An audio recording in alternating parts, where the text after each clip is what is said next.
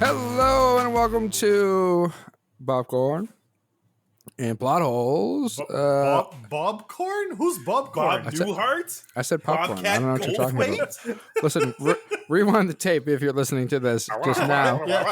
And if I said popcorn, don't listen to this podcast ever again. And if I said popcorn, keep going. Listen, we killed Spencer. Oh, shit. It was about Ability time. to record podcasts. It was about time. Yeah. His positivity was really throwing off my vibe. Y'all didn't tell me what you did with the body either. It's because I have the loosest lips. Oh, my God. It's under a pier. I've heard that actually from Chris. Yeah. Yeah, we hit I've Spencer's seen the body writing on the wall. under a pier. Is that what you heard from Chris? Roll them up No, in the about carpet his and throw loose them off the bridge. lips. Oh. Yes. What you guys do in your private time is none of our business. We did, however, watch a movie. Not together. We stayed very apart from each other for this one. Completely. We watched Ghostbusters Frozen Empire, not Frozen Throne, as my brain wants it to be. Hey, I mean, it's almost there. We might come Is back that a around. Diddy thing? There may be a lich going on in this movie. I don't know how Yeah. a Sararak works. And that's the wrong lich. What's his name? Sidorak? I said a Sararak, but that's the wrong lich. That's a lich Okay, from cool. It- Dungeons and thinking Dragons. Juggernaut. you mean Arthas? Oh, it's not. No, not. It's not that lich either. The lich we're talking about, potential lich, is Garraka. Oh, From- this. Okay. That's called a segue, folks. Very professional. nice. Nicely done. Yeah. We watch Ghostbusters Frozen Throne. Let's see here. It's the James Acaster. No, he's not the right vehicle. Emily Allen Lind. No, that's Bill Murray. William Atherton. Dan Aykroyd. Carrie Coon. Paul Rudd. Finn Wolfhard. It's the Slimer vehicle.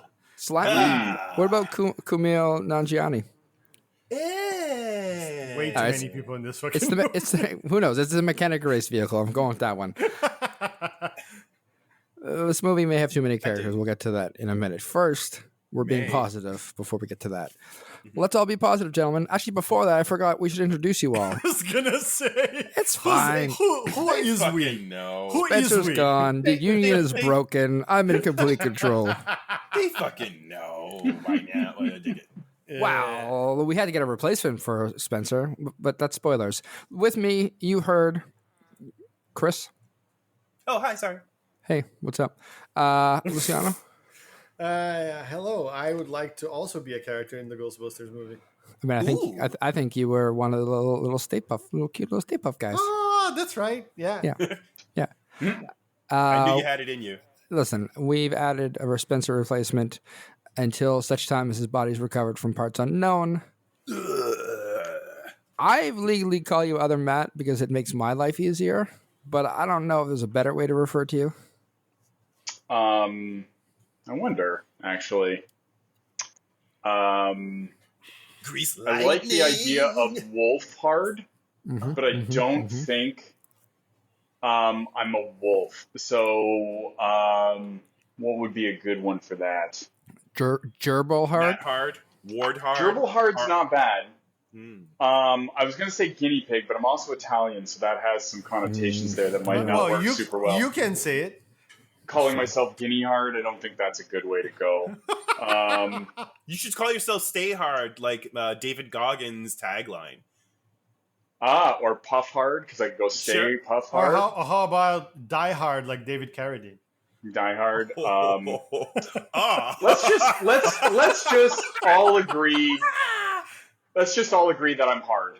Okay, so we'll just start. I'm stay with that. hard. Can you tell me what your thoughts are on the movie?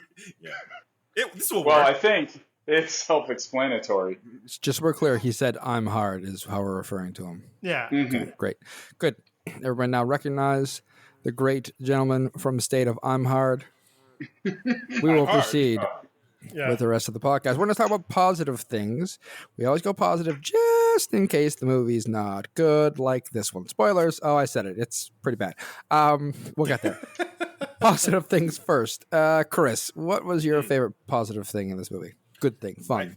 Yeah, the futility of Trevor trying to catch Slimer over and over again with no real resolution. Like, because he didn't get too much practice with the proton pack in the first. No, but one. he got spunked in the face a couple of times. Well, that's not really the. Okay, well, someone's got to get slimed, and I guess that's part of his journey, which really sets up for a really interesting spin-off, rom-com road trip. If you want to call that slime hard, then do what you will with that. Damn! Hey, man, Spitting fire. Save your hot fire for the question section where those things are There are asked. 5 ideas that are waiting to be executed. Slime hard, slime hard, slime hard, slime hard, and slime hard. Because Wolfhard spits hot fire. Too slime, too hard. I'm going to yield your time. I'm ready. Do The it. great gentleman from the state of Quebec. What? Wow. And we're going to move down to somebody else. Luciano, what was your favorite part of this movie? Put some respect on my There isn't a whole lot to like. Wow. I'm torn. I'm torn in between just James Acaster being this and Paul Rudd quoting the theme song to Carrie or whatever the mom's name is. Callie? Callie, yeah, including Busting Makes Me Feel Good. Yeah. Along with the call. He's like, and let me tell you something. What's that? Busting makes me feel good. I got a genuine chuckle out of that. So I think that I'm gonna go with that. Okay, that's it. Can't That's all I not. got. All right. I'm hard. What do you got? I need a man to hug and kiss. So we're thinking of positive stuff for this movie, right? Just Yes. one positive thing. Don't veer off a cliff yet. We'll get there when we're all done. One positive thing. I really liked Peter Venkman. I thought he was brief in this movie, but just brought some of the best lines, like "tall, dark, and horny, coming our way," or something like that. Like, come on! I mean, this is the guy who's throwing just pencils at Nadeem. and the team. I mean, that it brought back the old Ghostbuster feel. So for me, that was my best part. That's okay. Fair. Good job. You That's did it. fair. That's very You said true. don't go off the cliff. No, I you mean, didn't. yeah. I said you did a good job. I don't know why you were getting mad at me. I'm sorry. I'll never compliment you ever again. That's on me, I guess. That's your mistake, It's my man. fault. He thrives on constant judging and negativity. Oh no, yeah, he's moved by nagging. That's why. Okay, he is. fair enough. Yeah. I'll Hey, there still you a D. I can bring it. Yeah, good things about this movie. I mean, I thought the Pokeball they used to trap Garraka, I thought all of the lore behind that was the most interesting thing of the entire movie. Yeah, yeah. You know, The they whole did a thing good about job. like the backstory of Garraka and what Yeah. happened there, yeah, it was pretty cool. Yeah, Even like the little opening scene where they go back in time and they show like the old, whatever Monster Hunters Club that all got killed when Garraka was unleashed oh last yeah, time. the whatever assholes League of Manhattan or whatever the Yeah, fuck that yeah. was. Yeah, Yeah, exactly. So I think that was well done and well executed for the 5 minutes they had to deal with it. And then they, spoiler alert, shot to bed. They drove off the cliff themselves. Yeah. On a hearse. So let's get into it. And I don't... Oh, there's so many avenues to attack this on. I think we have to start with the one I brought up at the beginning of this. This movie has so many people they need to feature that it like crushes the movie's ability to tell a coherent story. Yeah. Right? Very much so. Because we have from the Ghostbusters Afterlife, so the first in the reboot series that they acknowledged, because for some reason the patriarchy is won out and we just don't acknowledge the all-female cast. Yeah. So it goes like GB1, GB2, Afterlife. Is that Yes. the canon? Yeah. Okay. I didn't watch Afterlife, by the way. You'll be fine. Don't worry. Yeah. Well, I was fine. Yeah. This was just as incoherent with or without it. So. Yeah. So when you get into this, you have coming from Afterlife, you have Paul Rudd's character, Carrie Coon's character, which is Callie. That's why you got it wrong, Luciano. We have Finn Wolfhard's character, which is Trevor. Paul Rudd is Gary Gruberson. And obviously McKenna Grace is Phoebe. We've added Kumail Nanjiani as Nadeem. Patton Oswalt as Dr. Hubert Wartsky. Celeste O'Connor is back as Lucky, and Logan Kim is back as Podcast. We've also added Melody. We've added Lars, who is James Acaster. Melody is Emily Allen Lind. And of course, we're bringing back Bill Murray, Dan Aykroyd, Ernie Hudson, Annie Potts, William Atherton. And that's just sort of the quote-unquote top cast of people that you would recognize and know. And the reason why I list them all is they all have meaningful, maybe not Annie Potts, sorry, but the rest of them all have meaningful contributions to the movie. That's not fair. They exist. Let's get past that. They existed. Yeah, that's more accurate. They show up on the screen and have lines, is what you're saying. Yeah, they require lines. Yeah. That's fair. So that's just too much, right? Yeah, way overstuffed. Yeah. How do you even make things happen when you can tell that they know that they had too many characters because they try to have, when you're in a group with like children and they're like giving ideas for something and you want to make sure the quiet ones speak up as well and you go, how about you? That's what they do, but with lines. Yeah. Right? That's accurate. You can tell that there's like, oh, fuck. Like Celeste O'Connor hasn't spoken in so much time in this movie. Let's give her a line. We're like, fuck, James Acaster is quiet. Let's give him a line. Like it's very, and it's disjointed even. Doesn't allow for you to really sink into the moments or the beats that need to happen. Honestly, I spent several chunks of the movie forgetting that part of the cast existed. Yeah, because you don't have long enough to attach yourself to them. Yeah. And certainly, you could make a case for, well, if you watched the previous movie, it is a sequel, you would be attached to the family. But not everybody comes into a movie and remembers, let alone has watched the previous movie. Or care. I mean, well, you have to care a little bit. Like when you come in to watch the movie, you can release your care as soon as the movie's over. Yeah. Fair. There's just so many people in this movie that you could literally tell people who've seen it that this other person was in the movie and they just believe it.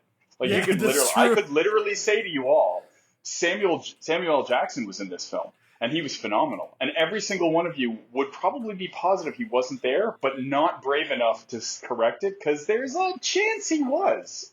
Especially if you get someone a little less famous. Yeah. Like for sure.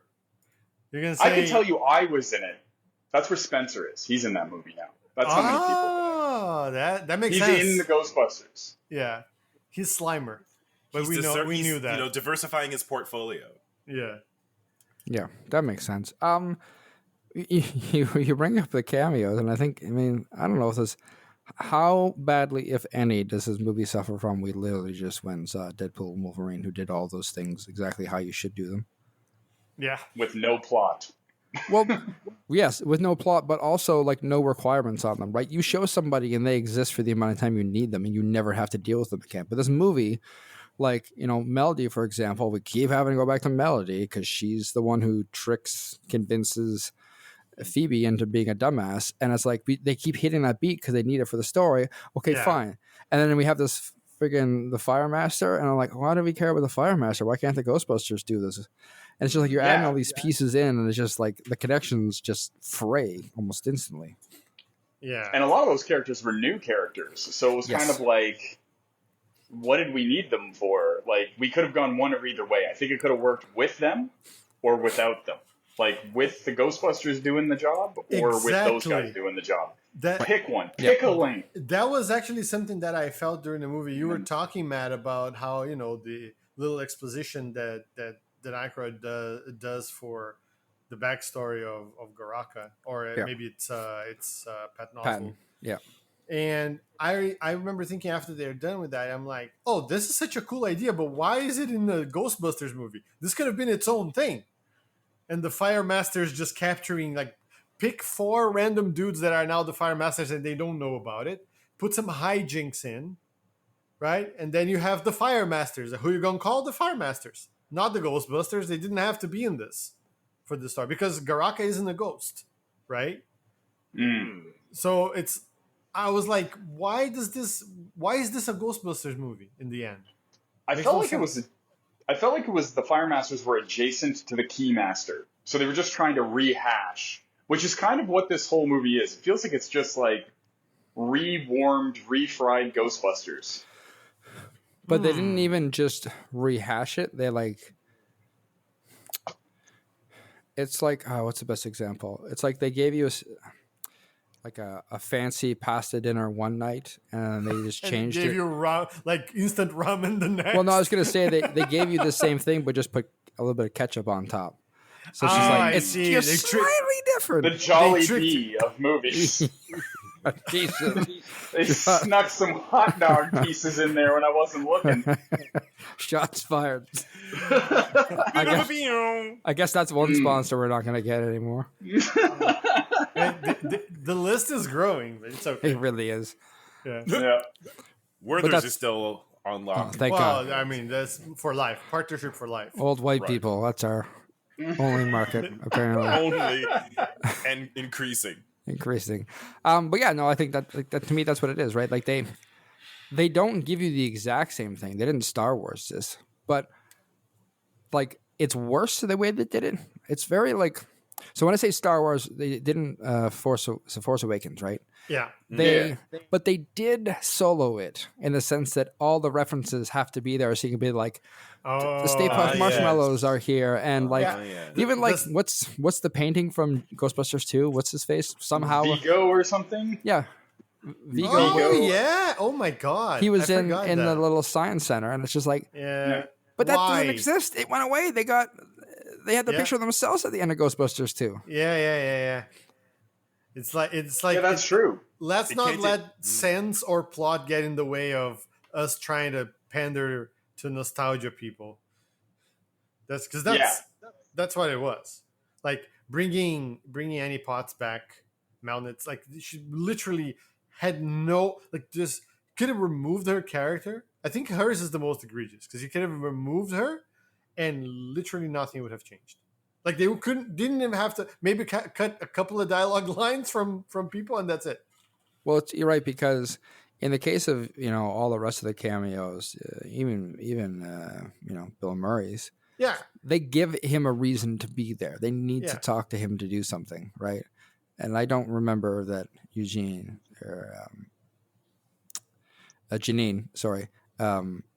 even had that. No amount to do. She shows up, puts on the uniform with the name, with her name patch on, and helps Dan Aykroyd and Bill Murray to pull down a lever. That's what she does in this movie. Great job. Yeah, but they're old, so I mean that's like a big deal. It's true. She's younger. I mean, yes, in comparison. but you ever like seen old people achieve things? It's her amazing. Being there is lessens that because they could have let 2 old people achieve something instead of 3. Listen. Every time an old person in my house does or achieves something, it's like a toddler's birthday. We all just clap. We light a small fire, have them blow it out. We applaud again. It's a beautiful scene. So, and I'm pretty sure that's why these people were there. What you don't know, listeners, is that other Matt lives alone. So he's saying he's clapping for himself. Well, I'm saying that they died because they were old and they exerted themselves. And that is what that smell is. But the point that I'm trying to make is that you should celebrate your elders for what they can do. And if a lever's all they can do, well then, pull away. Why am I getting so many Cocoon vibes off of this? No, that's true. Pull away is also what I usually do in my free time too.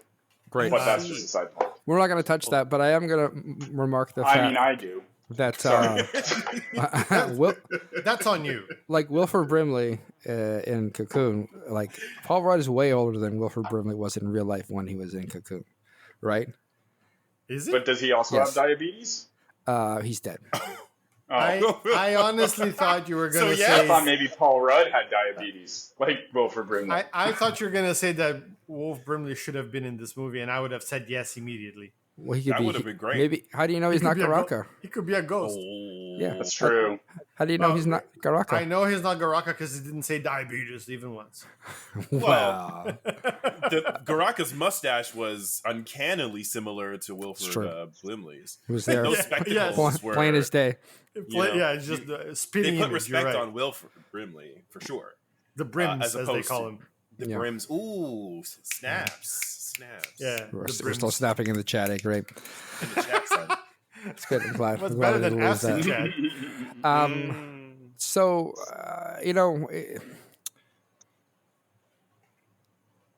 should they make another movie? Like, should we just? Should they? I know. No. Will they? Yeah. Yes. I mean, I don't know how much money this movie makes.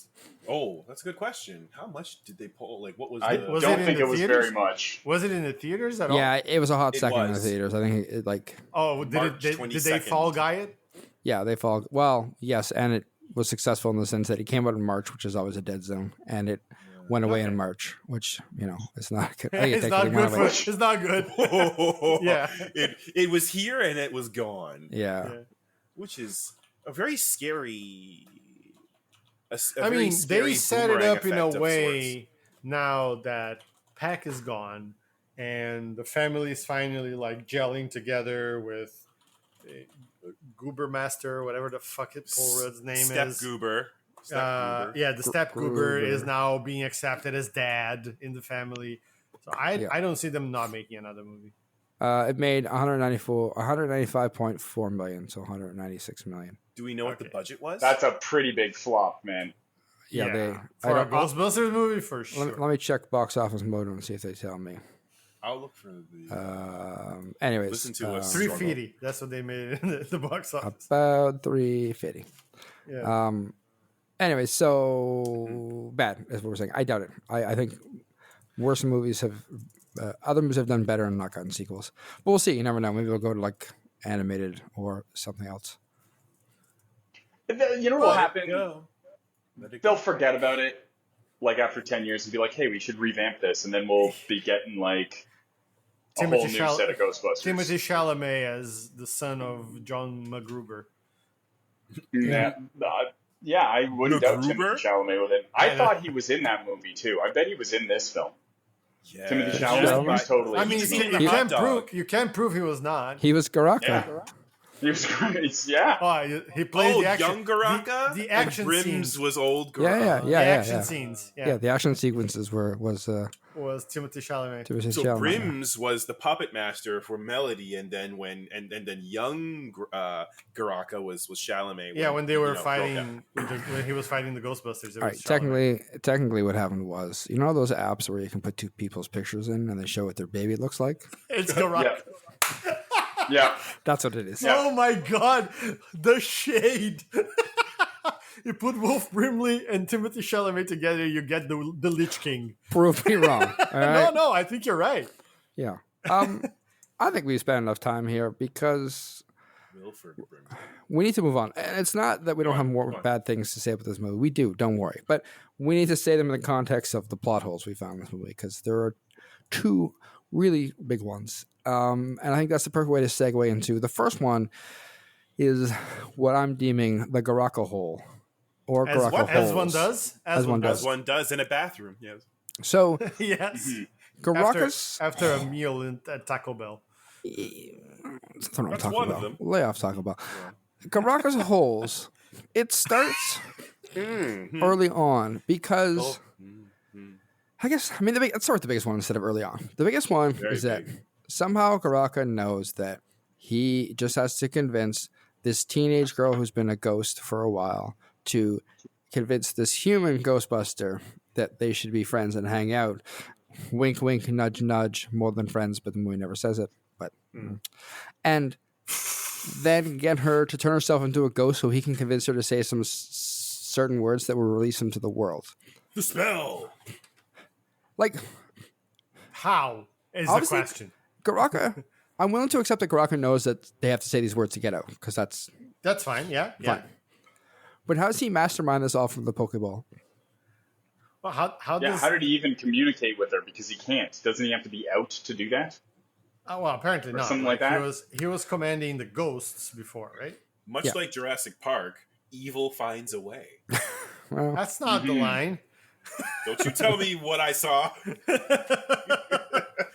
You put some respect on whatever his character name is. You don't even know his name. I yield your time. It's Ian. You know what's interesting? I'm pretty sure Chris Pratt was in this movie too. Yeah, Malcolm. No, you're right. He was Garaka. That's correct. He was Garaka. Yeah, Chris Pratt. Baraka Jr. He came back in time to warn us, and then he got taken over by Baraka, or whatever the guy's name is. Baraka, yes. I planted the seed and it worked. Someone was going to do it. It's best to get it out in the... Brackus. So, they showed... Yay, Baraka, Garaka. I pity the fool who tries to let me out my Pokeball. Taraka? Mr. Taraka? Respect your mama. Yeah.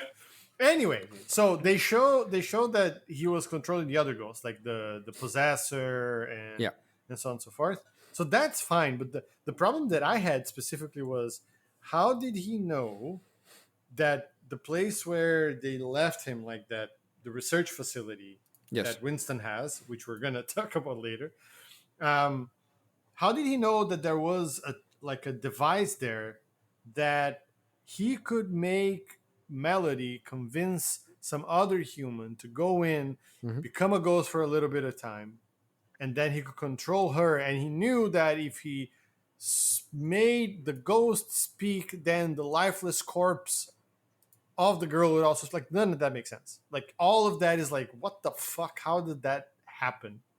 Yeah, and we get no explanation for that. James Acaster doesn't even cover any of that. No. And he's there specifically to just his only job is just to explain the random shit they need in the laboratory to make the movie go. Yeah. And it's just like a giant hand wave. Yeah. Much like what Matt does on his own. Mm-hmm. It's very, very, very delicate. I'm just going to say the illusion it's not giant at all. The prestige, the turn. You gotta tease it a little. You know what I mean? This is on me. I'm sorry. It's fair. You probably haven't learned your lesson, but we'll move on. The other thing I wanted to point out from Garraka is Garraka's plan is to to kill all the humans and bring about an ice age. Okay, so he's Bender. Basically, Icebender. So Icebender's plan is sound, but he shows up to New York, and by all the imagery, he just launches these like ice spikes everywhere through the city. We see the beach. We see the beach outside the fire station. That's my thing. Literally, no one died. That death count was going to go straight through. He was just like, I could kill you, but I didn't. How are you going to be a murderous, like, destroy all the humans guy? You don't even catch one. You don't even get one person. Well, he had all of the Ghostbusters and extended family and like relatives and friends and aggregates all in the same place, and all that he does is like grow spikes up until close to their throats, but not an inch further. That's exactly what it feels like. Let me say, I'm gonna get you. Like an adult plays with like a little kid that's like playing pretend I'm gonna catch you chase. Like, okay, that got scary real fast. That does remind me of when I used to go and visit my uncle who lived up north. He would constantly chase me around with various spikes and knives and be like, I'm gonna get you. And then I called the police. But other than that, was your uncle named Jason? Yes. But he didn't have the traditional hockey mask. He had to use the new goalie masks that they have. And it wasn't even the real modern ones. It was the one like Dominic Hasek. So it was more just it wasn't right. It was very strange. Yeah.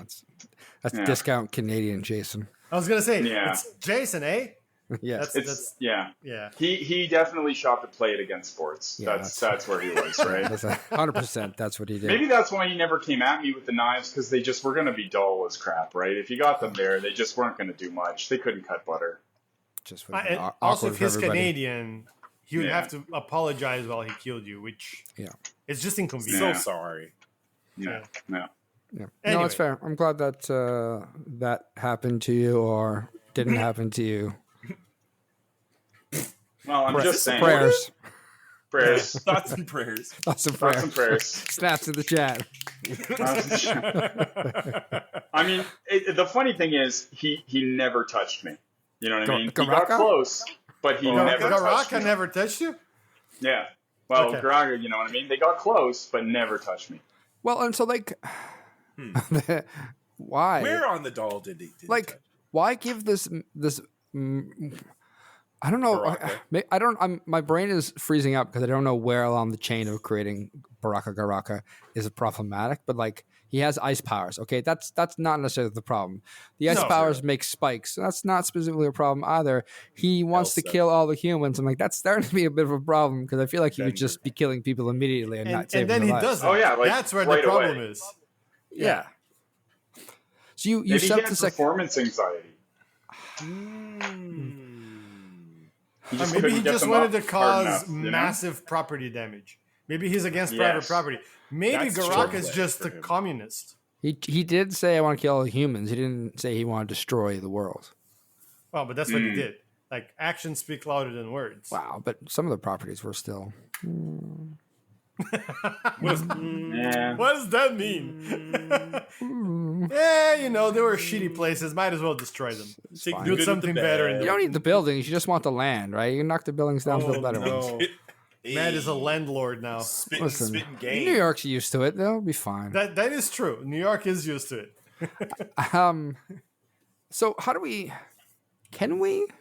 What do we do to fix... Before we fix it, I just wanted to ask something else. They make a big deal when Ray is telling the story or Patton Oswalt is telling the story. They talk about the horns, and he gets the horns back from Nadim's closet of horrors there, and he reattaches them. And then when he's getting sucked back into the trap, they fly off. Why horns? Who horns? When horns? Like, what was the purpose? Was it only so that Bill Murray could say "tall, dark, and horny" coming your way? Yeah.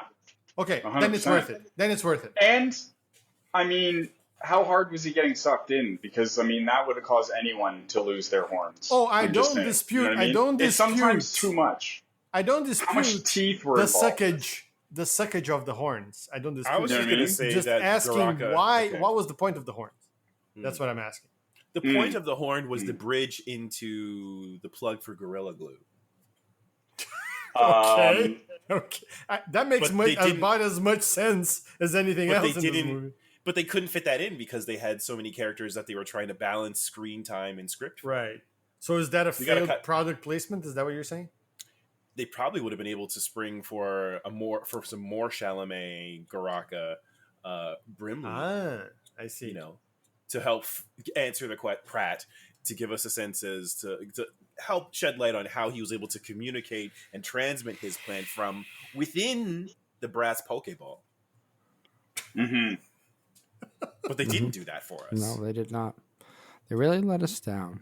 How do we fix it? Is it what you're going to ask? Well, right? I mean, unless there's other things we don't understand about Garraka's powers. I don't know if we covered it all, and there's a lot going on with Garraka. I mean, good. Is it time for me to do my thing? Yeah. Well, that sounds like I wish we had a yeah, that sounds weird. No. Is it time? It's time. No, it's time. It's time. Because I think you remembered, or you helped me remind me of the power we're missing for Garraka. And it's the power global warming. Well, no. No, he was counteracting global warming. He was the real hero of this movie. I don't know. Yeah. No, Garraka has the power to freeze energy beams. Oh, and I think that brings us to a segment we like to call actually with Luciano. Oh, God, we're going there, huh? Okay. Well, I mean, what do you think about freezing energy beams? It pissed me off so much. Like, beyond what's like, this is a Ghostbusters movie. None of the science makes any sense. Sure. But when they're fighting Garraka and they shoot him with the proton beams.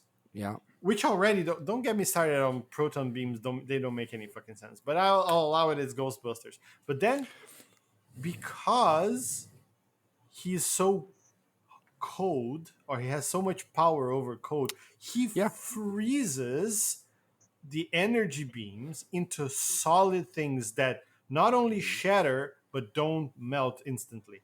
And I honestly had to pause for a second and go, what in the goddamn fuck were they thinking? It looks cool. Really cool. Well, no, Yeah. it didn't. It looked stupid. Wow, It looks genuinely looks like taffy when it's frozen. Which it that's the key. Like since they couldn't fit the piece for Gorilla Glue to help us. Like, Oh, they had to get Werther's to. Werther's and Laffy Taffy. Oh, I see. Okay, But Like to Grish's money. point, this is a pretty trim movie, and it means they probably trimmed off those product placements too. Wait, a trim movie? The fuck Yeah. are you talking about? It wasn't that long. No, I mean in terms of just how much shit they shoved in that they didn't need to. Yeah, exactly. Anyway. 101 hour 55 Yeah. minutes. So anyway, Under 2 beams minutes, don't 2 freeze. hours. Fuck Yeah. off. Okay. That has been actually with Luciano. And I think that's a perfect segue into can we fix this? Like, I don't I know the rules generally try not to materially change the movie, so do your best. Yeah, I was gonna say, can we change this to a Fire Masters movie instead of a Ghostbusters movie? I mean, well, I don't think I'd go to see a Fire Master movie. I think I I'm don't think confused so by either. that. Yeah, I still like Ghostbusters. I still want to enjoy Ghostbusters. Okay. So they've trapped us with that. So maybe So I maybe would say, Garaka could have less powers. okay, he could have been a ghost, like a super powerful ghost instead of a god. And then we didn't need any Fire Masters in the first place, first of all. There I mean, you they go. do have a history with gods, right? They had like Mm-hmm. Gozer was a god, was he not? Like ancient Sumerian or something, or was this one Yeah. ancient Sumerian? I can't remember. They Was were all it? gods at some He was point. an weren't ancient they? Sumerian god. Yeah, you're right. Yeah. Okay. Remember, he asks him, "Are you a god?" But they didn't need And Ray's just like, they didn't need to coat their proton packs in brass to fight Gozer. "No, they did that to make it just like classy." Yeah. You know what I mean? If You that know, was you the gotta case, bring that bling. that was the case, they would have done it to all of them, not just one. Wow. I mean, you got to single out the coolest person on the Ghostbusters. Oh, that's Yeah. Phoebe. The Tipping the 15-year-old that's scales. being Yeah. used as illegal labor. Yeah. And I mean, she does what a teenager would do. She literally takes all that brass and turns her proton pack into a giant hookah pipe. So I mean, we're good there, right? Smart. You know, We're I jamming. mean, that's how you beat a god. You just get him high. High as a fucking kite. Yeah. The only other question I have about Garaka then, he masterminds all of this to escape tricking Melody, or not tricking Melody, but forcing Melody, tricking Phoebe. And then he's trying to, when he comes back, he's like, I got to take out the Fire Master so I can't be stopped, right? Great idea. Smart. Why does he think the Fire Master's at the Fire Master smoking vape? Oh yeah, that's a good question. Because it says Fire Masters in front. I I like that he asks the guy, "Are you the Fire Master?" And he goes, Yeah. "Yeah, you saw the sign. Dead." Yeah. He's the only person he kills, actually. that's why he killed somebody. Yeah. He did it. Yes. Way to go, Chalamet, Pratt. That's right. Brimley. Yeah. So like it just hit like, and not everything has to be perfect, but it speaks to the inability to like make a cohesive villain. And so like, do you make him dumber? Do you make him not have to have an elaborate trap, or like, it's not a trap, elaborate solution to the trap he's in? Or maybe they have Nadim release him by accident instead of like being an elaborate ploy to get a device he knows nothing about Right. being worked by a girl he knows nothing about in the off chance that she would do it. Right? Yeah. Maybe there's like Nadim could have found something on his grandmother's like notes or like a book or a diary or whatever, and he ends up getting it to be translated or to learn how to pronounce the words, whatever the case. And You he can bring it says to it, Dan and then Aykroyd, right? yeah, Mhm. and then Dan That Aykroyd sounds- like tells him what it says, and he repeats it for whatever reason, and that frees Garaka. Yeah. And When I instead hear of like that- this elaborate ploy that doesn't make any sense, maybe that would be actually be quite a long way of it not being a giant hole. What's the ghost girl's name again? Melody. Melody. Melody. Melody is just him. She doesn't actually exist. She's just an extension of him. Oh, She that never would've been was in cool. anything. She was Right, literally right. just an extension of him. Also good. Way better. Way better. Yeah. Instead of like an actual, oh, I'm sorry. You know, it's like, no, just manipulating her. Yeah, Yeah. and then Melody leads, Phoebe to this book that's supposed to solve her problems. There you go. And she Yeah. gets Dan Aykroyd to read it, and then he unleashes the ghost. Even And so better. They're, Yeah, they're I all like that. culpable. Yeah. And that's the thing. I mean, Phoebe would also be feel a lot worse because she thought she was going to meet her, will they, won't they sort of thing, and it turned out just like any online or Catfish. Yeah. She's just So you're- with the oldest of old men, just Yeah. just Wilford Brimley. old men. Yeah. That part would have to be played by Wilford Brimley. He's Yeah, dead. yeah. Well, That never so is stopped us Garraka, before. or whatever the hell his Fair name enough. is. Garraka. Garraka, Chalamet. Yeah. When I listen to this new approach, it signals to me an opportunity for Nadim's Firemaster pre-arc to represent magic or that side potentially teaming with science, which is Dan Aykroyd and the Ghostbusters crew. I think that could have been. I just take him out because he's unnecessary. I was gonna I say, don't like him. it doesn't bring anything other than brings cringe. nothing. Just cringe. Yeah. So then the Garraka Pokeball could have been located somewhere else then. Yeah. And No, he could Yeah, have that's fine. sold. It could have been sold, and that's it. Similar to like the monkey's paw from Yeah, something like that. It's the MacGuffin, but we don't give a shit where it comes Yeah, from. and we don't need like some family history associated with it, and Yeah. blah, blah. Yeah. That's the thing this movie suffers from, is the idea that everything has to be something. Yeah. And she's like, no, only a few things have to be something. A lot of things can just be nothing. Yeah. a Ju- MacGuffin not is even fine. Like, Pulp Fiction. Like, no one knows what's in the case. It doesn't matter. It's just Yeah. it does its job, right, to get the Yeah. movie where it needs to be. So that's the Pokeball here. Yeah. Pokeball. I like All that. I like. We that solved idea. it. Let's deal with the other problem or plot hole in The this other movie. gaping hole. Yeah, it's Winston's holes. Yeah. Winston shows up in this movie, and I think they allude to it a little bit at the end of Afterlife, but he is just ridiculously wealthy. He owns property in New York. He owns the firehouse, apparently.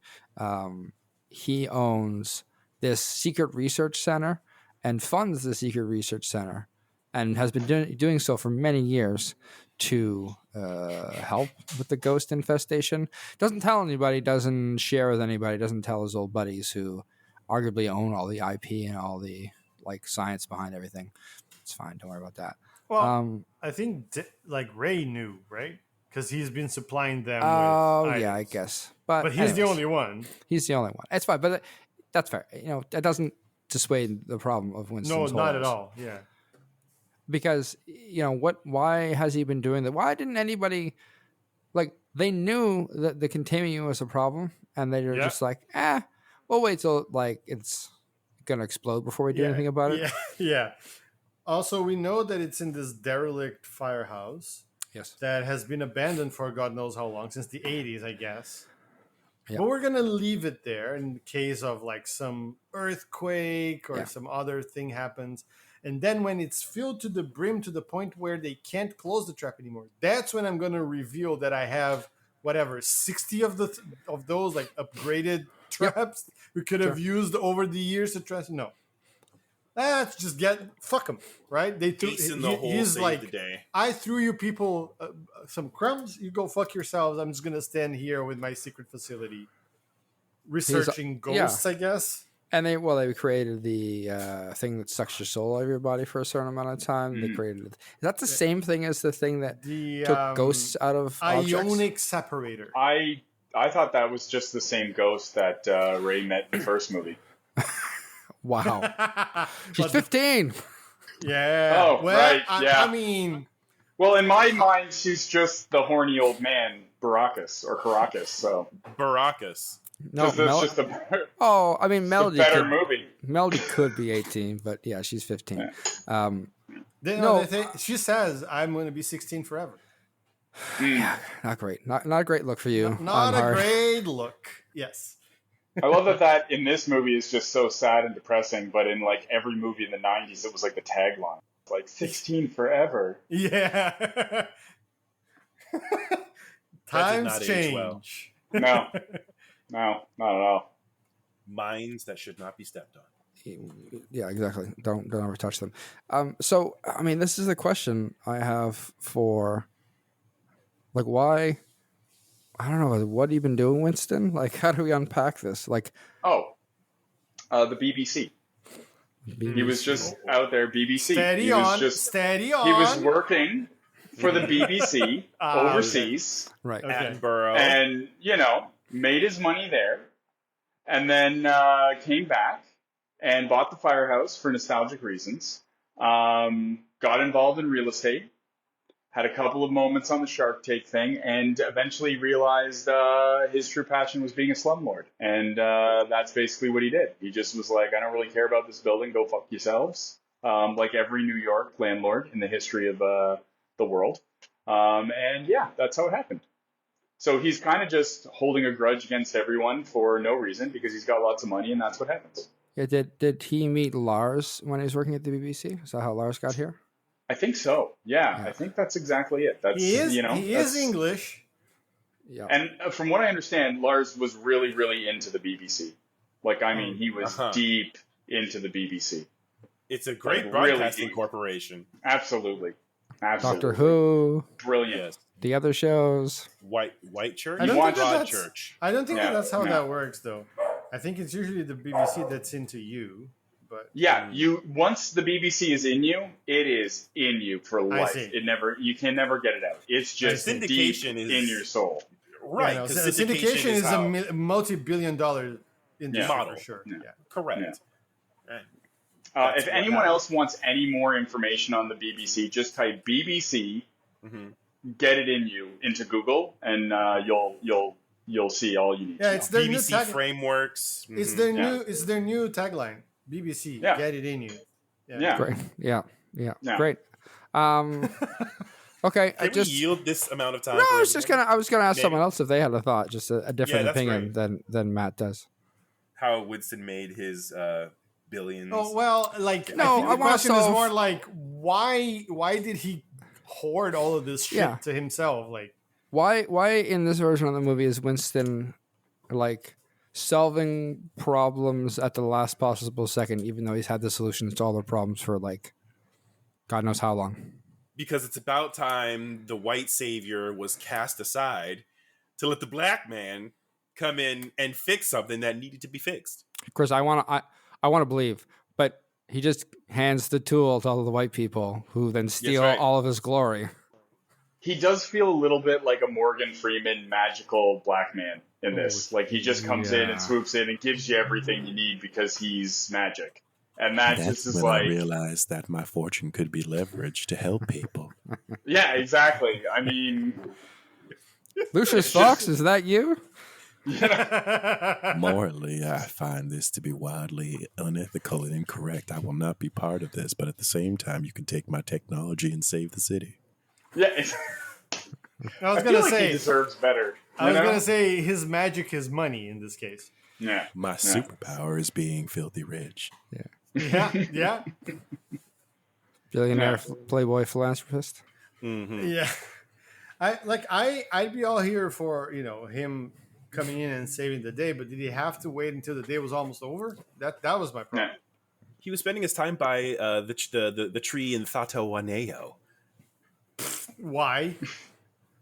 meditating on how long when the most opportunistic time to come in and swoop in and say, "I told you so." Y'all should have had me on the roster and should have hired me with the quickness when I first came in. But now see how y'all struggling. Let me go on and bless y'all with some technology that will really help tip the scales. Phoebe, dip that in some brass while you're at it. Just listen, this is based on scientific facts, Yeah, and evidence scientific that I'm not going to show you. research from the Institute of the Middle of My Asshole. That's That is how the BBC rolls. exactly. So I'm not only the president, but I'm also a participant in the studies. yeah. So am I. Frequent. So at the institute, Blacked. whose Go on. name I cannot remember, who licensed me. The institute, Lars. The name of the institute. Yeah, where he worked. Did they say the name? I don't think there's a I name. don't think they ever. I don't think they ever said the name. It's the Winston Institute of Technology. Higher learning. Technology and Money. Yeah, there you go. Xavier Institute. The University of Winston Online. Yeah. The bifractional. Oh no! Don't. That's giving me like Trump. Please You're don't. welcome. Yeah. So, like, okay, so we're gonna fix this movie up, and I think that it's good that the Ghostbusters all come back and have meaningful contributions. Does he Mhm. Does he need to have 60 other No. containment units? Could he have one that's Could like a he- prototype? Yeah, I was gonna say, could he be finishing a new one that was a prototype and he didn't Just know one? it was gonna work, but it would Maybe it fit took- a lot more? Yeah, Maybe it took 59 tries to arrive at the one that would actually work. sure, but then just have the one working. Not, I know 60 isn't the number, but there's like at least like 5 or 6 on that shot. Right? Yes, and if there were I'm just- 60 of them, it could have been like, listen, while y'all were fucking around, I was out here looking to spend my money in a meaningful way, so I developed 60 more containment units because there are ghosts on other parts of this planet. Think All that bigger, money. darling. All I those see. containment units and not a single affordable housing. Like, come on. They're in crisis right now. No, And this is what they're doing. I'm hard. You forget. Each one of those containment units is built on the world's cheapest, most economical apartment housing. IKEA. Oh, never mind. Oh. Okay, well then I withdraw my complaints. And also they are housing for ghosts. See, solving Yeah. a different crisis. Yeah. For the what's the opposite of corporeal? Incorporeal? Incorporeal. Yeah. For the incorporeal unhoused. Yes. Yeah, yeah. Ephemeral. And also unhoused. predicting where all of us are going to end up anyway. Exactly. You know what I mean? Solving our next housing problem. Eventually, I'm just going to die anyway. So. I have found a place for us to go. I could fit 60,000 incorporeal souls into one containment unit. Don't you want a place to go?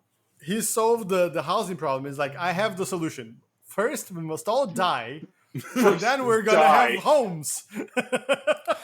To be fair, if you watched the cartoon back in the early 90s, they showed you inside a containment unit many times, and it was a desert and basically an empty void of space. So It's like the Phantom Zone. Almost. Winston really had to bring it up a notch if people are going to You're- live in there.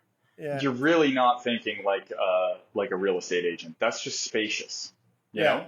Spacious, open concept. What was it you said beach- before, Matt? It's just the beach land adjacent. that's worth it. The land true. is You know? worth it. Yeah. In fact, it's got so much beach. It's almost 90% beachfront If you property. don't want the ghosts to continuously break out of the containment units, give them something to afterlive for within the containment units. Okay. That, I mean, and Literally. if Winston had explained that, maybe that would have made some sense. Any one of those ideas would have been better than what they did, which is fuck all. Yeah. I literally thought you were going to say like give them something to do, like I do with my rabbits. Just give them something to chew, maybe like something to bat around a little bit. They'll be fine. I mean, that would work. Probably. Get a job, incorporeal, after living being. Go work at Afterlife Starbucks. I think that I would have liked Winston to have spent his time or the Institute's time looking into better, like, meaningful tech.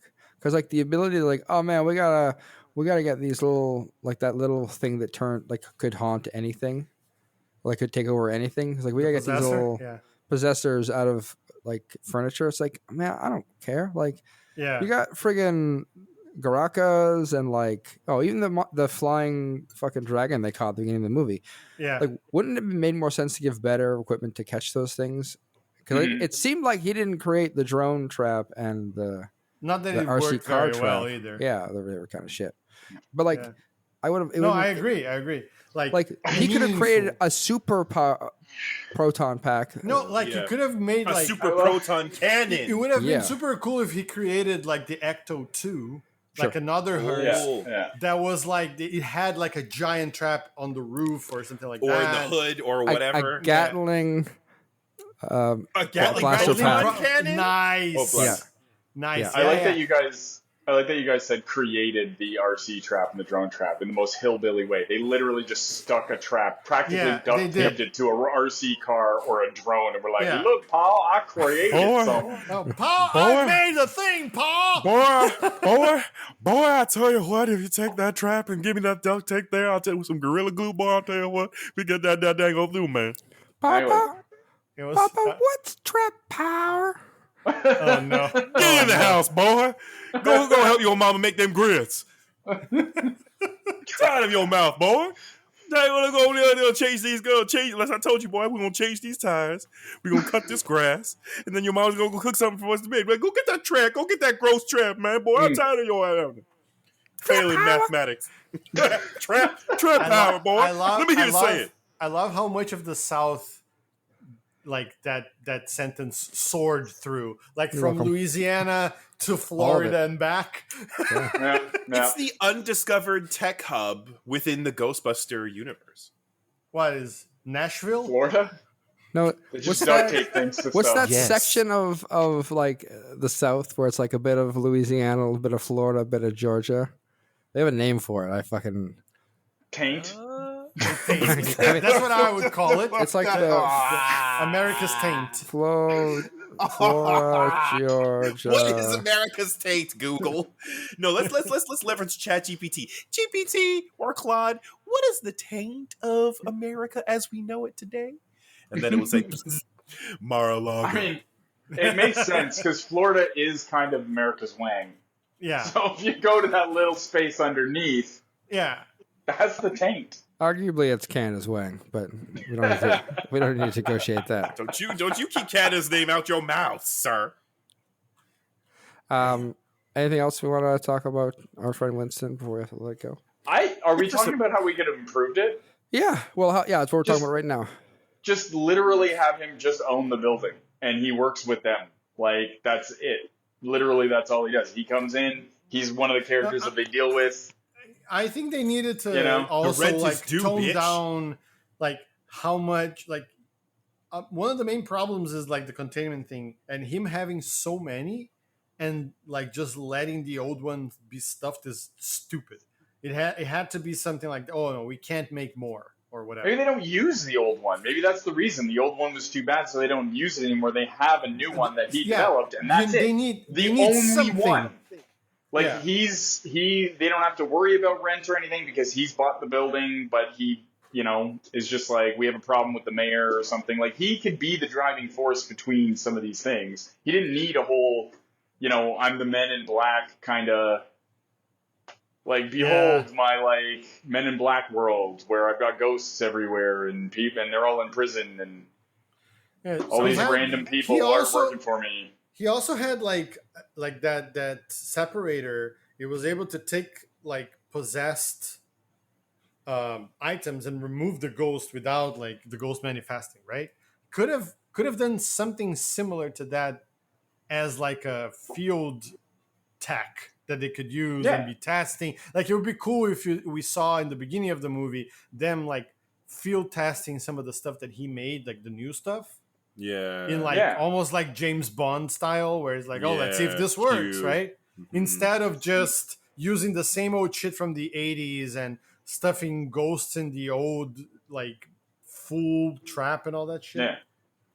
Yeah. Because He nothing had to can be be. new in the Ghostbusters universe. That, like, Yeah, to your point, like we literally just iterated on the Ecto 2 or the like we're essentially talking about Winston sitting on an armory and them never really using it to its full potential to world build with containment units. A previous point I was saying, like, there are ghost problems the world over. Yeah. Why isn't there a containment if there's 60? Like they could have bled that into a sequel where like they're like the problem's grown, it's worldwide, and like each new containment unit goes into a firehouse in new city. I don't know. Yeah, there's a lot of avenues that like you can. I just feel like those are the avenues that led us to the problem, though. Is they just kept being like, well, let's have him do this and let's have him do this. Like, let's just have him work as a Ghostbuster who does all their tech because he's wealthy. That's the only explanation you need. I was gonna say like he becomes like the boss where he doesn't go to the field because he's older, but you know. I already called him Lucius Fox. Stop stealing my ideas. Yeah. True. Yeah. No, that's 100%. Like, let him be Lucius Fox, but then let the family test all of the new shit, right?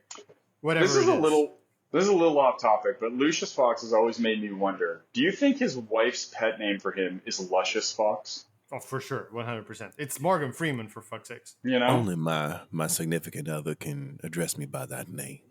I like how Chris thinks Morgan Freeman's accent is just speaking close to the microphone. I think that is what it is it not? Also, I did hear that Morgan Freeman was also in this movie. Yeah, He played Winston. He played Winston. No, that's Don't you wrong. hate on everybody wants a piece of the pie at some point. He played. Oh, that Garraka. was good, Chris. That one was good. He played Garraka, as previously discussed. Oh, okay. True. I have been known to flip the script from time to time. Better. And now take me to Michael Caine. Michael Caine. Michael Caine is no good. My Michael Caine. And like 3 weeks ago, I want to see that. And 3 weeks ago, I finally unlocked Christopher Walken, but I could only say one word, and I lost it. Anyways. Great. So it's gone. It's back behind the vault. Moving on. Let's have some fun questions and get out of wherever we are currently. It's the only professional. Making contact. It's the only professional way I know to segue. You guys want to start easy or hard? Hit us hard. There's only one way. I'm hard knows what this is. Yeah. You know it. So you want a hard question? This is what we're getting at. Okay, easy. We discussed this in the pre-show.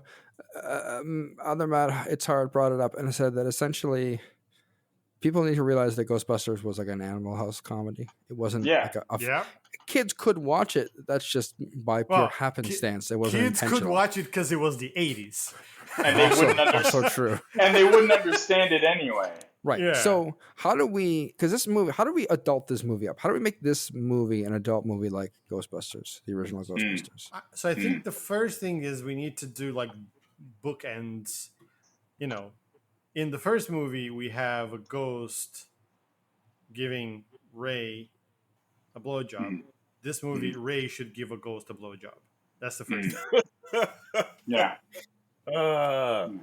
That's some sort of head. Some pretty sort of funny. head. It doesn't have to be a blowjob. It could be something else. I think we need to up the ante because I was thinking in the same way. I think because this is the modern age, he should just eat the asshole out of a ghost. Just get in there and just eat that ass. I think that's what we should be doing. We really should appeal to the younger audience. Sorry. I said adulted up, and I just wanted it to be a little bit more like Ghostbusters R-rated. 1. Yeah. I didn't want you to describe porn. You don't have to show. You don't have to show it. You don't show the asshole getting eaten out. Yeah, you just see the ghost. Maybe the ghost is like a stepmother and she's stuck, or he. It's progressive here. So maybe they're stuck in a cabinet, and Ray just comes by and he's like, "Oh," and then he goes down off screen. We know what's happening. No, you don't have But we to don't make see it. You don't have to make it. You know, like the pizza man ghost showed up at the door. They don't have to go that far. What you have to do is the same way that it happened in the first movie, only it's reversed, right? And we just show the ghost reaction, and then you show Ray standing up with like ectoplasm on his face. Done. That's it. I like the rest idea of a ghost flying. I do like that. Because that's like the ghost flying in from the window and just sitting on his face. Like, just trying to take his geriatric nap and and then just like I might as well stick the tongue out. And instead of ectoplasm, it's just powdered milk all over his face. Yeah, so when in Rome, Yeah. So I think that's a must, Mm-hmm. like a payback, if you will, from the first movie. What else? And I think so that would cover like I guess that would help take care of the old guard, the old Ghostbusters guard. Yeah, that was literally the opening scene. You have the entire rest of the movie to work with. Yeah, and then I think there's something to be said for the kids or like the preteens and teens in this for a lot of the movie, even if you want to like lead with them to try to changing of the guard and so on. I want to get these kids into trouble. I don't know if any of you have seen Seth Rogen's Good Boys movie, where like those three kids like are being are being like propelled into adult situations. Sounds like a good idea. Well, listen, they're finding themselves in like wildly confusing situations, and I think that's what these teens should also get themselves into. And it doesn't always have to be about sex, but like drugs, doing things they shouldn't be doing, but like being okay with trouble, like air quotes, good old fashioned trouble, like and they tease that aspect or that concept with Phoebe not being allowed to ghost bust, but that was lukewarm. Go further, like maybe she had. Oh, what? No. I get where you're going. Finish it up. I was just gonna say that there's another way, like the tried and air quotes true rebelling against the adults or rebelling against the parental units. That's been done, but I also think that you could almost have a team A and a team B, similar to X-Men, gold team and blue team. The adults have their approach and the kids have theirs, but not the cheesy "we know better." But like, I want different perspectives, and I want trouble. I want them to fuck up, and I want them to learn, and then I want them to grow. Chris, I love all that, but make it funny. I want dirty one-liners. That's what I want. I just want dirty one-liners. I mean, like when she's like, I'm 15 and everything like that, and then he's telling her, he's like, you're 15, and I'm like, oh yeah, she also wears the pole too. Like you feel that you work that in as bad jokes. It's like we're in a fire department, so she's like, you know, she gets up in the morning, she slides down the pole, and she does all the, like, really work the bad, dirty jokes. Like, you're coming from an original movie that was like, where do these stairs go? They go up. Like, just puns, right? Like, that's what I'm saying. Yes, that's all you need, dirty jokes. But in order to do that, and I think we touched on it before, we have to decouple ourselves from the PG-13 rating, which is a handicap. I mean, this is literally the question. Into the R. Right. Lean into the R. And so I think Phoebe and a lot of these kids, or just like suddenly Phoebe's got like I don't want to even call it a potty mouth. She's been waiting to cuss. I want to hear them talk their shit. And like, shut the fuck up, shut the fuck up, Gruberman. Period.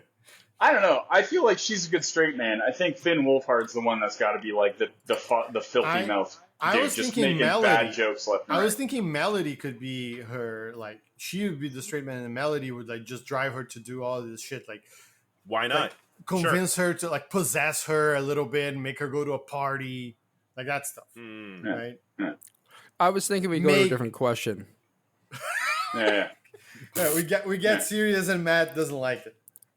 That's right. Well, I mean, I just wanted more bad puns. Like I was feeling like we're needed making to come up art with more here, bad Matt. puns. I want weird, wild, and unhinged. I don't want to talk about this anymore. We're moving on to the next question. Keep going, guys. Yeah. He can't stop us if we keep coming with ideas. Listen, if the podcast ends in 1 second, you know what happened.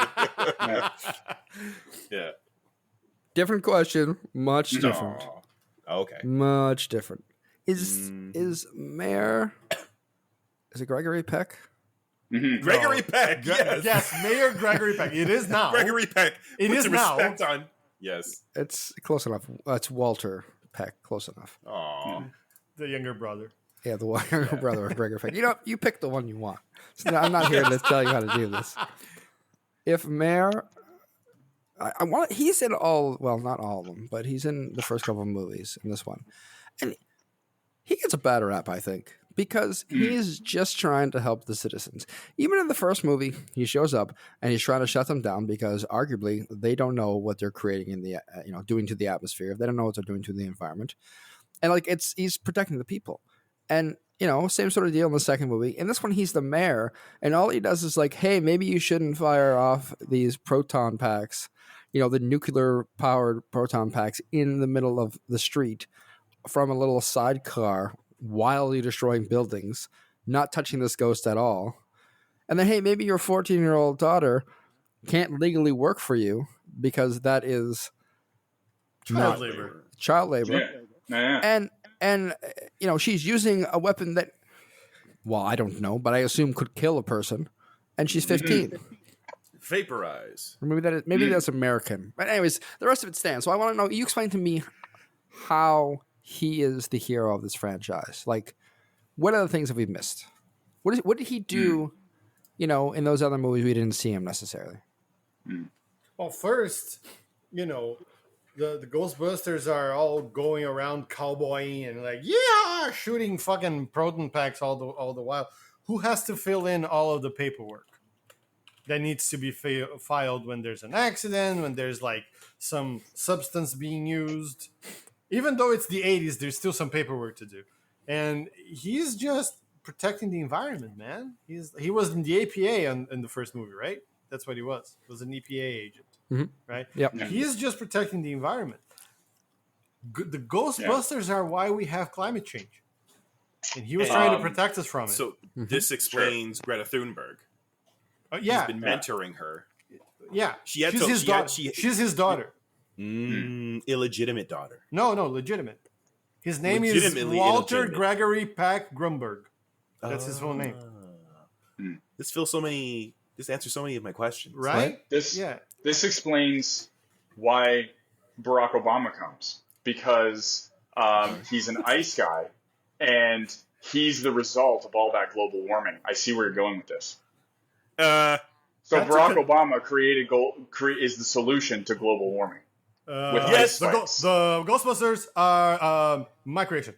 As long as he has... Trust them to solve all the problems. So, as long as he has his horns, though. So, a horny Barack Obama is what will solve Barack warming. Obama plays Garraka? That's what I get.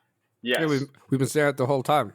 It's an ensemble that makes cast. sense. It took a village to raise the child of Barack. You can hear in the cadence and his delivery of the lines that it is Barack Obama, for sure. And the only one who knows is Mr. Peck.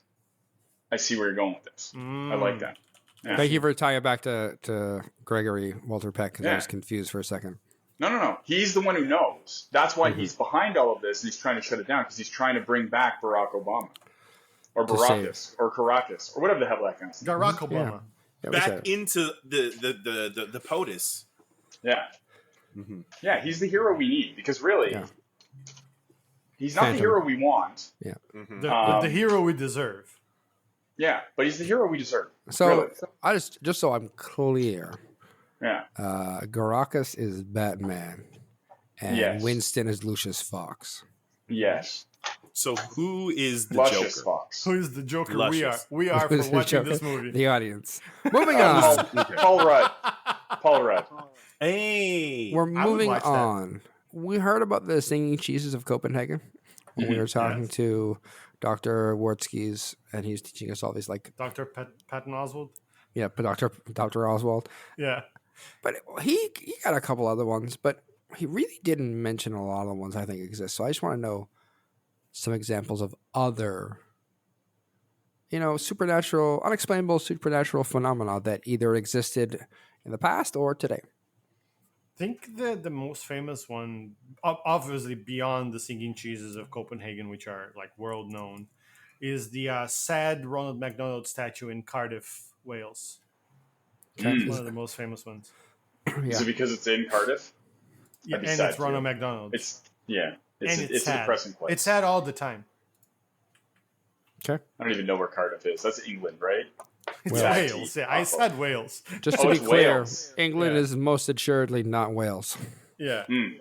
Britain is, but not England. Yes. Yeah. That's like saying America's Canada, you monster. I'm so confused by that area. Oh my Everything God. seems to just have weird accents, and there's lots of sheep. Yep, that's correct. Any other There's supernatural? no pun there. No. Well, I mean, if there was the singing cheese, I feel like... No, I've got nothing. I don't know what else. I was going to say something about the they found it in, I guess, the singing boxers from there, because there's the singing cheese, and those boxers only sing in baritone. You know, and usually from the band. We're gonna just move to Chris, and maybe we'll come back to you. Maybe we won't. We'll see if we have time. I've just got fart jokes. That's all my mind's going to. It's just, Do you want me to give you a heads up on the next question, so you can prepare while the rest of us kind of work through answers for this one? I suppose, sure. Okay, time skips. I'm gonna ask later after this question. I want to know what the real connection between Melody and Nadim, the Fire Master, is. So you work on that.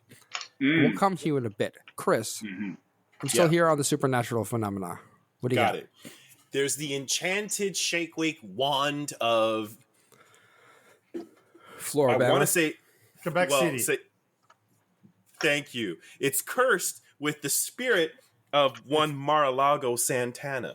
And so legend has it that if you clasp it in your hands with both hands, and not well, I mean, it was originally designed as an exercise apparatus, but it's cursed, and so when you grasp it with both hands, spikes come out and impale your hands, causing your blood to fill this apparatus with your life. Sounds your life a lot fluid. like my Sunday school teachings.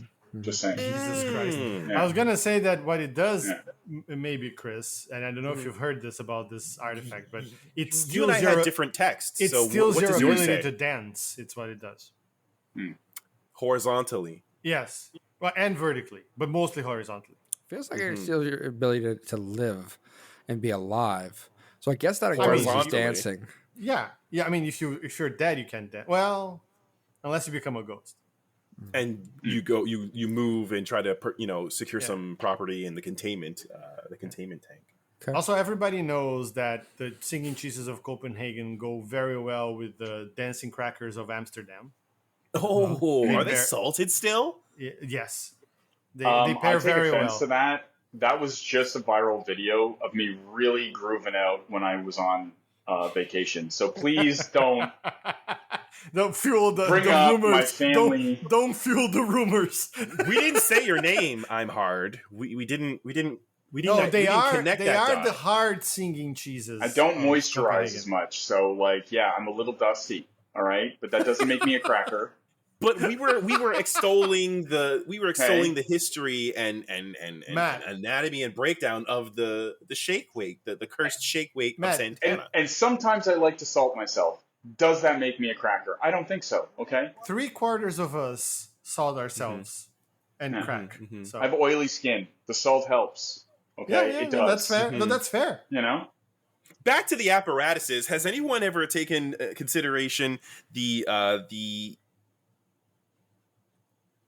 kettlebell of Yankovic? We're gonna go ahead and move on. I've been working on my my Captain Kirk impression, and it needs a lot of work. You come up with the thing, and then you get stuck on the city. What the fuck is wrong with you? Nothing wrong. Geography's hard. I'll just connect everything to Mar-a-Lago next time. Chris, I'm gonna advance you to the next question as well.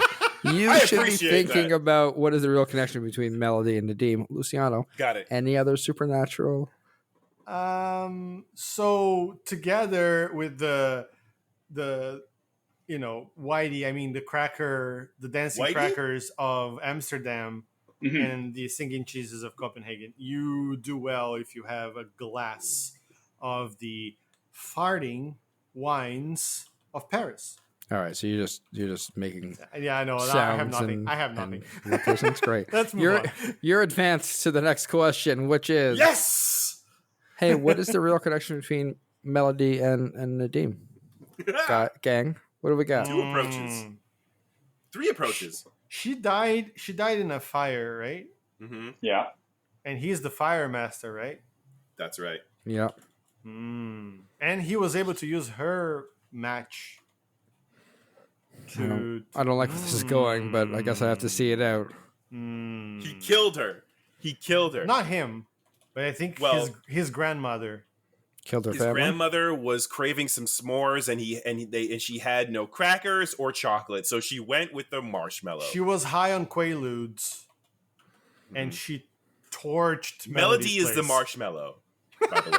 Yes. Okay, I'm back with you. I just had to spit that out because you weren't picking up what I was putting down. I know I wasn't. So here's the thing. You gave me a lot of time to think about this. Yeah. Yeah, So, that was your mistake. First of all, we start with she died. Okay, and she died because of in a fire. So obviously she died from a fire that he created with the sole purpose to eradicate her, because he knew that her connection to Caracas. So, or did I say that name right? I don't even know. Maracas. I'm all over the map with that. But Caracas so just is remember, the capital of Colombia. Release the Caracas. Caracas is the capital of Colombia, but carry on. she died because he had to eradicate her to get to protect the information on his little Pokeball. So if you think about it, she died. He eradicated her for information, which what we look at is DEI. Wait, what? That's their connection. Yes. I'm very confused right now. What? So death, eradication Yeah. for information. DEI. Oh, are you saying? Are you okay? So, death for sacrifice, right? To get information. So Melody the marshmallow was killed to Who killed? The woke mob. That's who. the woke mom. Okay, great. How does this relate to Nadim then? Yeah.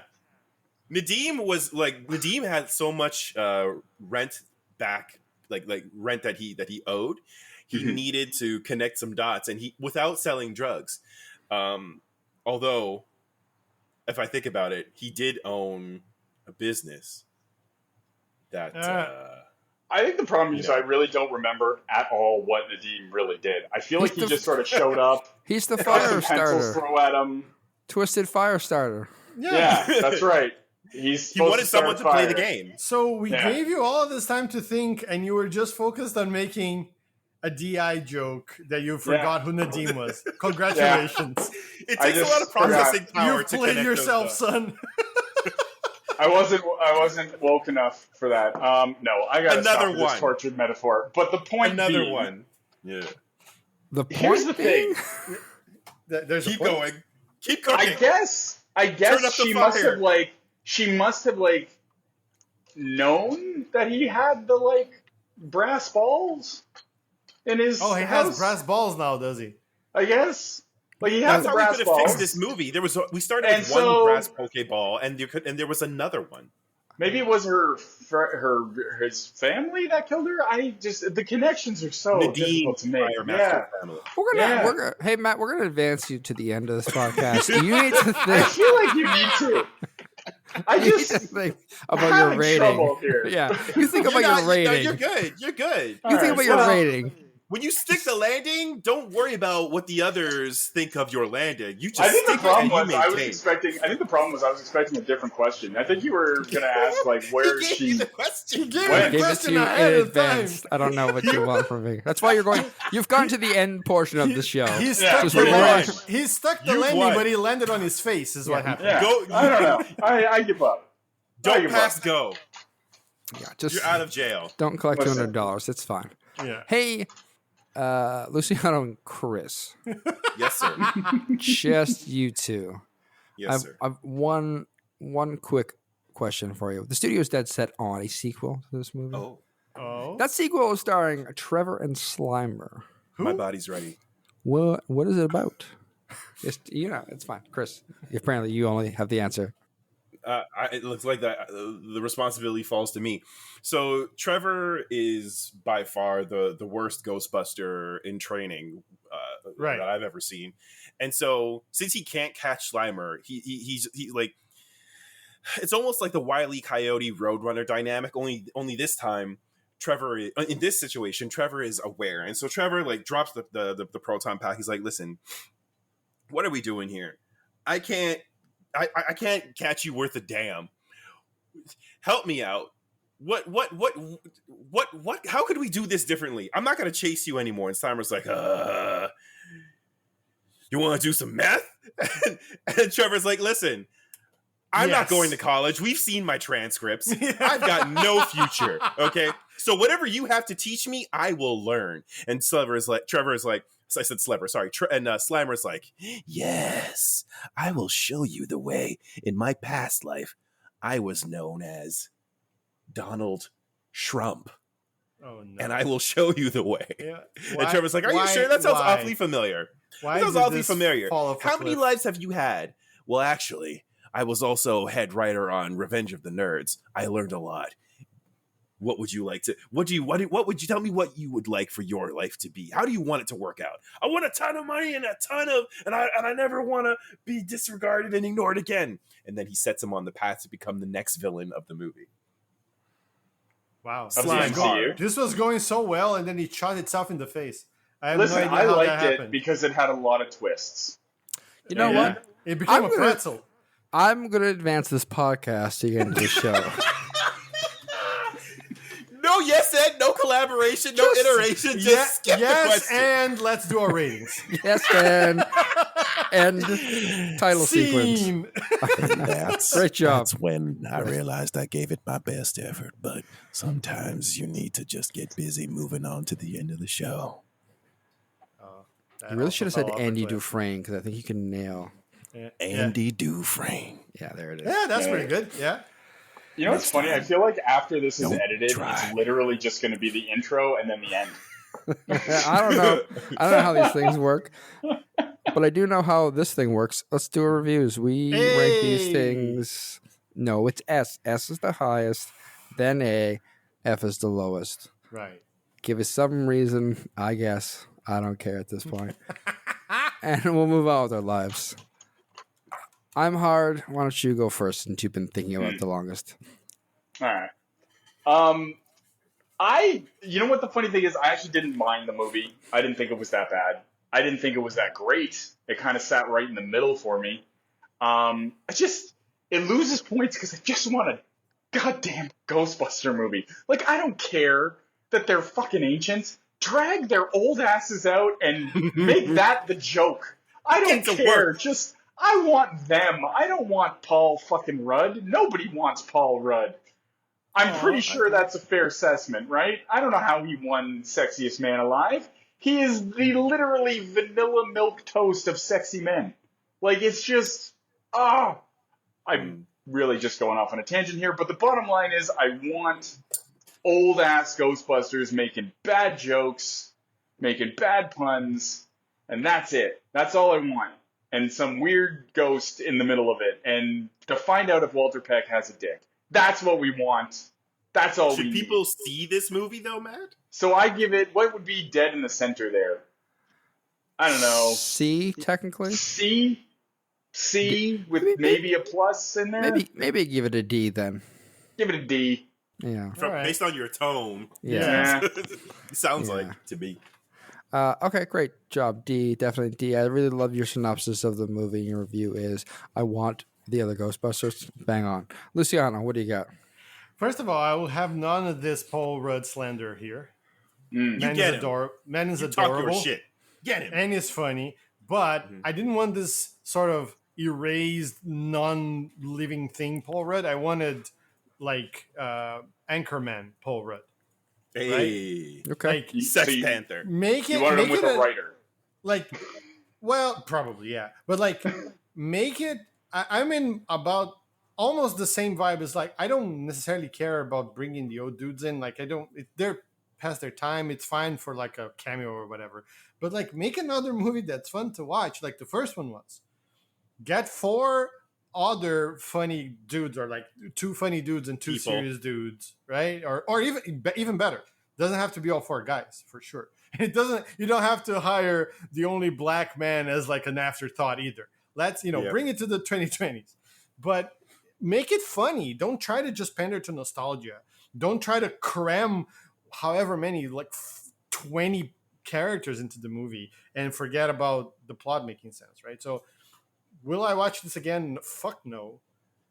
I didn't mind it as much, but it was just a whole lot of nothing. There was a lot of like dead air in the movie, a lot of like scenes where I don't know. I don't remember if I said this on the pre-show or if I said this in the podcast, but like it felt like they were treating a group of children and say, okay, your line now your line, dear. And because there was so many people in this and it just became boring. So I will concur with the D, but I will fucking not have any of this Paul Rudd slander here. You know what's Double funny? Ds. Yeah, double D's. You know what's funny though? Is technically how he described that they did the film is probably how, you, Matt, should lead this group. Be a little bit more control. Your line. Okay, now your line. And now you go. But you wait. Here's the question. Here's it your will be next less question. chaotic for sure. The faults of this movie would save our podcast, or at least me from myself. It's a teachable moment. It's a teachable you know, moment for sure. Yeah. that everyone can benefit from. Chris, your sir. review. Okay, for me, I think this movie gets I'm not as angry as the other guys, but I feel like if I could misspell, like here's my statement for this movie: keep going, like, but give us something else. Like, I'm really interested in them trying to capture the magic of the OG Ghostbuster movies, and I appreciate the hint at world building. But we need better writing. We also need to stop with this PG-13 rating. That's not what this is. Afterlife, like the previous movie, was okay in that context. But if you set this in a city such as New York, we want the stakes to be just as high. But it also, I don't want to say it needs to be darker. It just needs to be edgier. And I think the writers need to switch up. Like, we need a different caliber. And honestly, I saw the other Ghostbusters that are not part of canon anymore, led by Melissa McCarthy and the other actors, the other team. They were good, but the writing held them back, and that's what happened here too. So my rating is C, because I want another. I'm always here for a Ghostbusters movie, but I need it to be better. And it was a missed opportunity with the other one, and this one definitely was lacking. But it just keeps. It's like that meme, that DiCaprio meme. Like, oh, I recognize that. Oh, because that's a Ghostbusters thing. Oh, that's a Ghostbusters thing. But you're not pushing the envelope, and so it doesn't get you there. But it's you references want it to without go a there. plot, right? Yeah, it's references without a real value. I do want to correct you there, though, Chris. Melissa McCarthy was in this film. I guarantee it. Oh wait, Shit. That's right. She played Garraka. She played Garraka. She played Garraka. Yep, she was in it. Nice. Garraka. Nope, Garraka. I mean, you guys mostly have said it. Again, I like Ghostbusters. I like seeing the Ghostbusters happen. So, like, it's would I watch it again? Probably not. But it's like it's also Ghostbusters, and it's like the whole thing of like. But is it though? Is it Ghostbusters or it just has the name? It's got the proton packs and the ghosts. Okay. Listen, but realistically, it's probably, if I take away my nostalgia goggles, it's probably an E. Like, the story's nonsense. There's 2 action sequences. Somehow this movie that is about New York City takes place in a bunch of buildings. The only time we're outside is when they fucking show that beach from the trailer. Otherwise, how come Garraka just hangs out in their building? Like, what? Mm-hmm. There's no epic fight scene. No one's doing anything cool. And so when you really get down to brass tacks, like... True. There's it's no like they Puft Marshmallow Man scene, right? There's nothing. Like, they blew all their budget on God knows what. Like, animating the fucking ghost moving those animated objects, I guess. Like, so it's just like... If you watch... Here's the thing. If you're a Ghostbusters fan and you watch this, you're going to hate it. If you're not a Ghostbusters fan and watch this, you're going to hate it because it doesn't make sense. So that's an E for me. All right. It's not Morbius bad, but it's close. All right. I respect it. Thank you. You're not lying. Yeah. You didn't lie. Listen, we watched this and we want to do something fun next. So we decided Interpret that as you will. That's a stupid idea. And what we decided instead was to watch Is The it boomerang. 20? Is it 2012? 15. 2015. 2015. It is. Well, technically, it's another TV show remake. It is. Oh my God, my brain knows. The Man from The U.N.C.L.E. The Man from U.N.C.L.E. Thank you. There it Yeah. is. Army We're watching Hammer. The Man from U.N.C.L.E. It was not. Cavill. It is not the Army Hammer vehicle. No. Elizabeth Debicki, maybe. Henry Cavill, yes. Guy Alicia Ritchie. Vikander. Thank God, because I've heard what he does in vehicles. It's not good. He does it outside of vehicles too, apparently.